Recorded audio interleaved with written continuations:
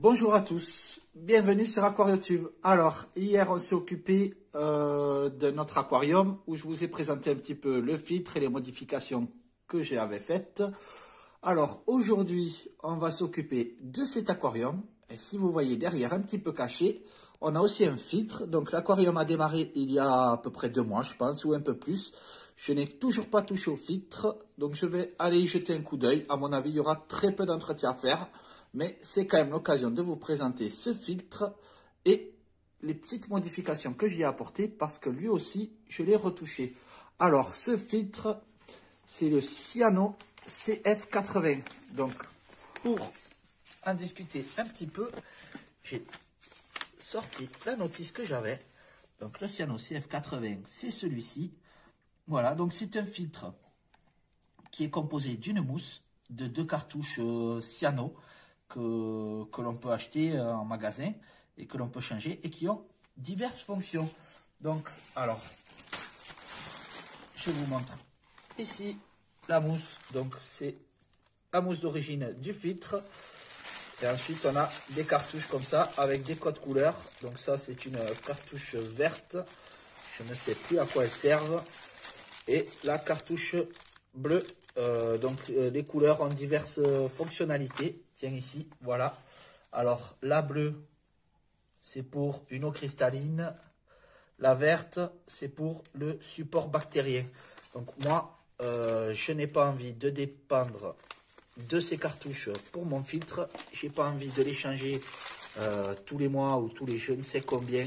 Je n'ai pas lu la notice. Donc, je ne m'en sers pas. Cette mousse, je la garde pour une autre occasion si j'en ai besoin.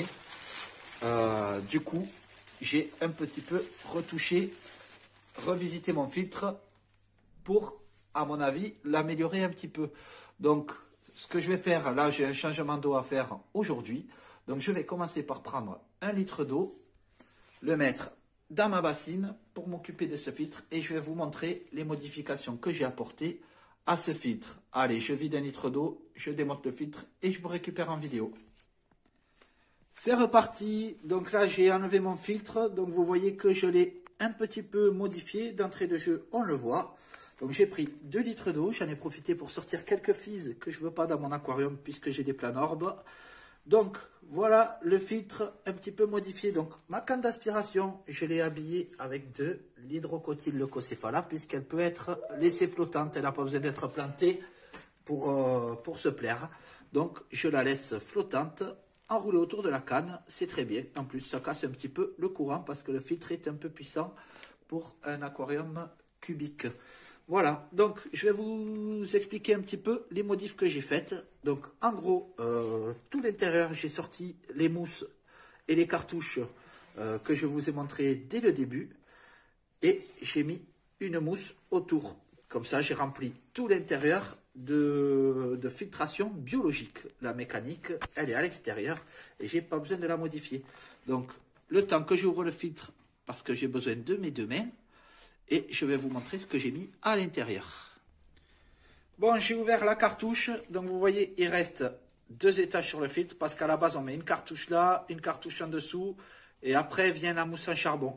Donc, moi, ce que j'ai fait, c'est que j'ai mis une mousse pour boucher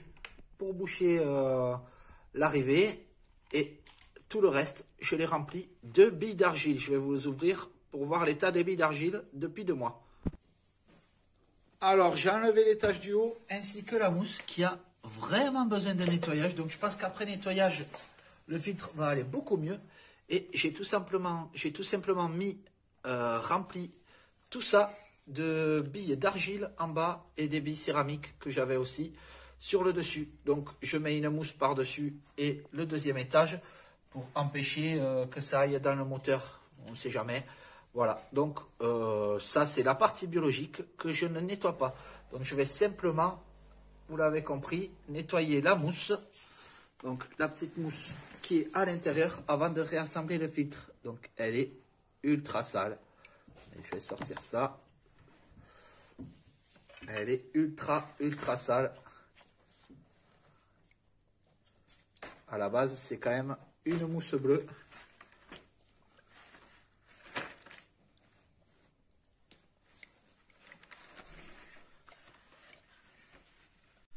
Allez, reprise de vidéo parce que ça fait un petit moment que je frotte cette mousse qui est vraiment très très sale. Donc elle recommence à récupérer un peu sa couleur, mais c'est pas encore ça. Voilà, donc alors, toujours on nettoie les mousses dans l'eau de l'aquarium. Hein.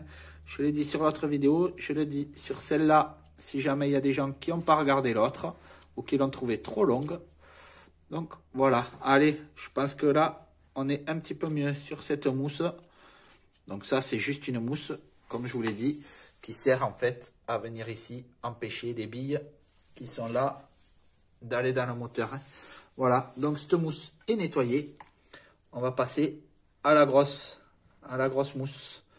Voilà, donc celle-là, c'est pareil, ça fait 2 mois. Donc je n'ai touché à aucune mousse de l'aquarium en 2 mois. En fait,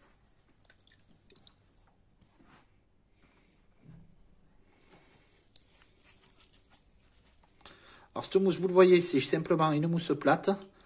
Je l'ai coupée dans la longueur pour venir l'enquiller autour du filtre. Voilà, pour faire quand même une filtration mécanique à l'extérieur avant d'arriver sur les billes d'argile et éviter qu'elle soit trop salie. Parce que moi, je ne veux pas nettoyer ma filtration biologique. Voilà, donc, même principe. On fait que frotter un petit peu la mousse dans l'aquarium et dans l'eau de l'aquarium. Et après, c'est pas un problème. Une fois qu'elle est trop vieille ou trop bouchée, qu'on ne peut plus la déboucher, bien, on arrête les frais et on change la mousse. Voilà, donc ça coûte toujours moins cher d'acheter un gros pat de mousse et de se les couper sur mesure, plutôt que d'acheter les mousses des vendeurs de filtres. Parce que bien sûr, c'est leurs produits, ils font tous des dimensions différentes. Et si on veut rester sur le produit, il faut toujours acheter leur matériel pour recharger les filtres. Chose que je ne voulais pas faire. Et en plus, je pense avoir bien optimisé ma filtration en mettant tout ça de biologique, plus une mécanique en amont. Voilà. De toute façon, quand c'est caché dans l'aquarium, on peut y aller. Le but maintenant, c'est qu'on ne voit pas les filtres dans les aquariums avec toutes les plantes. Donc, on a quand même moyen de les cacher comme il faut.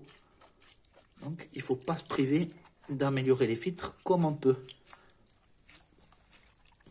Alors, vous voyez l'eau.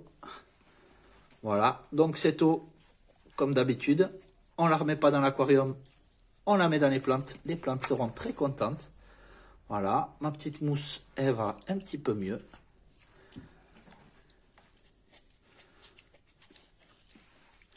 Ça lui a pas fait de mal. J'aurais pas cru qu'en 2 mois, elle serait comme ça, la mousse. Alors, il n'y aura pas d'impact sur ma filtration puisque la filtration biologique, je ne la touche pas. Voilà.